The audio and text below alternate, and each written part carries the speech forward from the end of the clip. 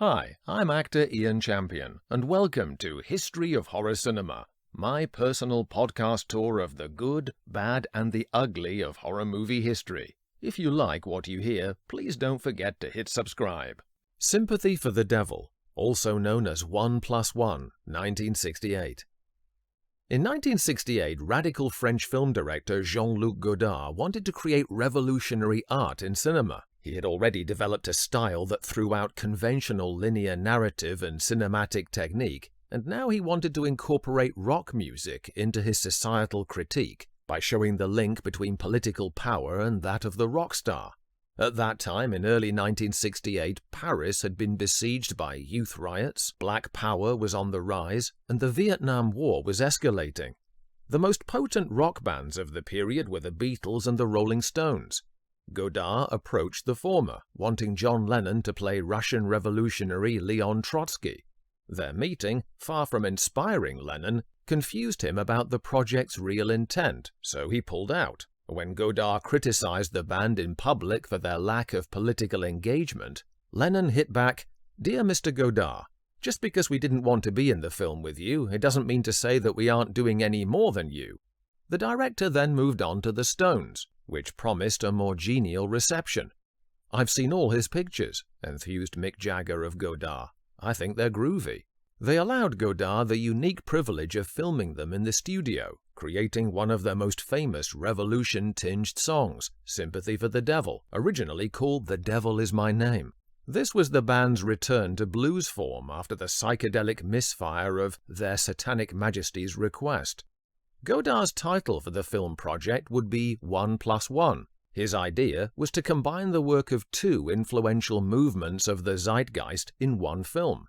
Separate political scenes staged by him would be intercut with the Stones' footage to draw parallels, possibly, between the manipulation of the public by political firebrands and that achieved in adulation of the modern rock musician.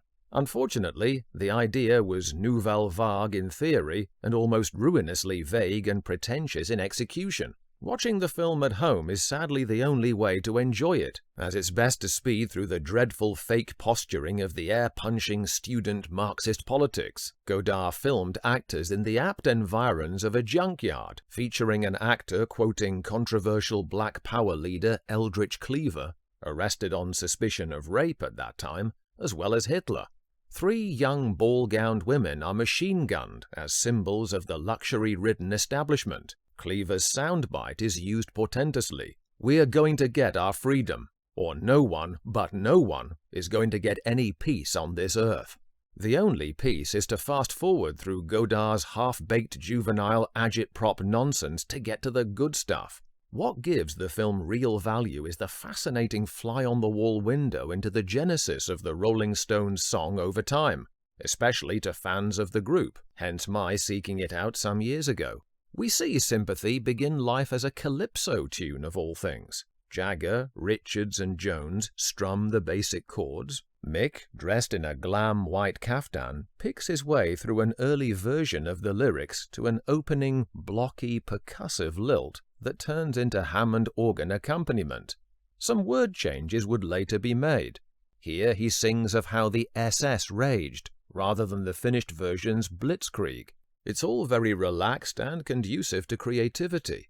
In the next scene, Jagger opts briefly for a slower, more ballad-like feeling rendition, which then morphs into a loose, jazzy groove that already begins to sound like the version we know. Later, we see the bongo-drummed opening, with our man struggling slightly to counterpoint the new rhythm with his first verse. The woo-woo adding into the mix as he pumps his foot to the floor like he's stepping on the gas to the finishing line. This then completes the transformation to the single that restored the Rolling Stones to ascendancy as 60s icons. The movie's problem is that the two clearly disparate stories have no connection. The band knew nothing of the political scenes Godard shot, and intercutting between both does nothing to bond them either.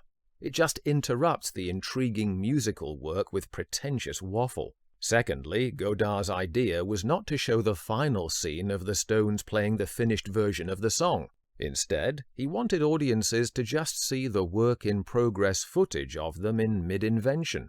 and make the connection themselves to the eventual released recording. The Rolling Stones did not appreciate the creative liberties being taken with their material to suit the director's impenetrable vision.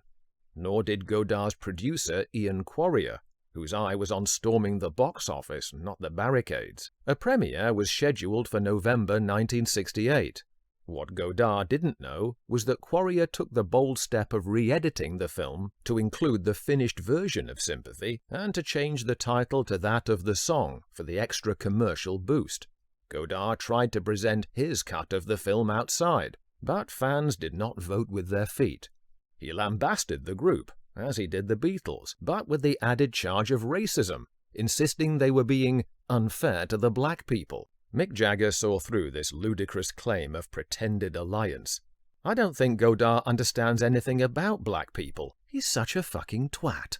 In Sympathy for the Devil, the Rolling Stones allowed their music intimately to introduce itself, giving persuasive time to the devil, but not much in conclusion to a self-important darling of the new wave.